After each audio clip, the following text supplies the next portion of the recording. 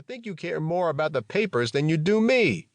But she was very supportive of my career, and I feel very fortunate about that. When you're a broadcaster with connections to a team that wins a World Series, it's not quite as special as when you're a player, but it's close. In 1983, I got to be part of the Orioles' victory parade. Seeing them win that World Series after having lost the World Series 4 years earlier in 1979 was a treat. I remember when they beat the White Sox in Game 4 of the 1983 ALCS. I was announcing that game, and Tito Landrum hit a home run in the top of the 10th to break a scoreless tie, eventually giving the Orioles the win. Just to know that the next game was going to be in the World Series, and then to beat the Phillies, was something special. I was lucky to be a part of it. It was all part of the Oriole way, which is how the team operated from top to bottom. Of course, if you were around this game long enough, you look back and wish you had done this or done that. But being a part of those teams, on the field and as a broadcaster, was something I'll never forget. I retired from the booth after the 1993 season. I was ready to do something else. But those 16 years on television gave me a chance to continue to be part of the game that I love. I was privileged to play with the greatest athletes and coaches as well as with some of the greatest sports announcers when my playing career was through. Those broadcasters helped continue and strengthen the connection between the game and the fans, a bond that has made baseball the national pastime. Brooks Robinson. Preface.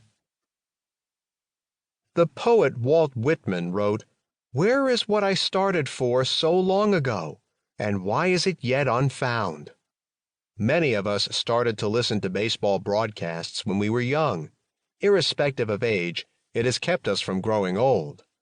Memories from the Microphone is the first book to evoke a century that began on August 5, 1921, in a makeshift KDKA Pittsburgh studio heard by only a tiny number of households equipped with receiving sets.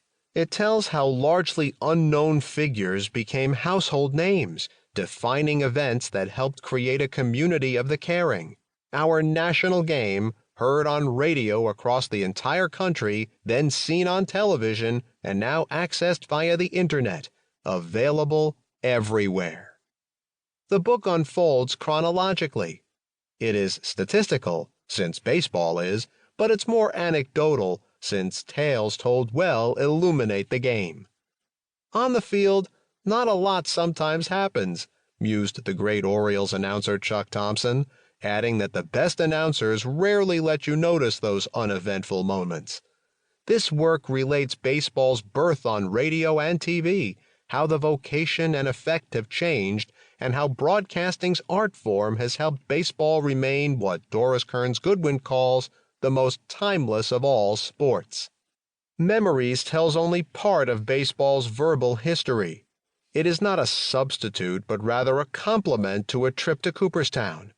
This is more of a representative than a comprehensive look. Some voices have been discussed in a section or two or appear occasionally. Some had long careers with effects so lasting that they appear throughout this volume. Other worthy profiles have unfortunately had to be abridged due to space. I have tried to keep omissions to a minimum, like errors behind a picture or clouds on a sunny day. Here are voices known in every precinct: Mel Allen, Red Barber, Harry Caray, Vin Scully, and dozens of other noted men and women of the microphone.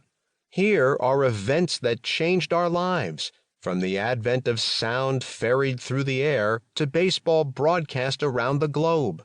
Here is heavenly rhetoric, in Shakespeare's phrase, rhetoric that is by turn loud, soft, gentle, riotous, short-sighted, and visionary from each major league and every region.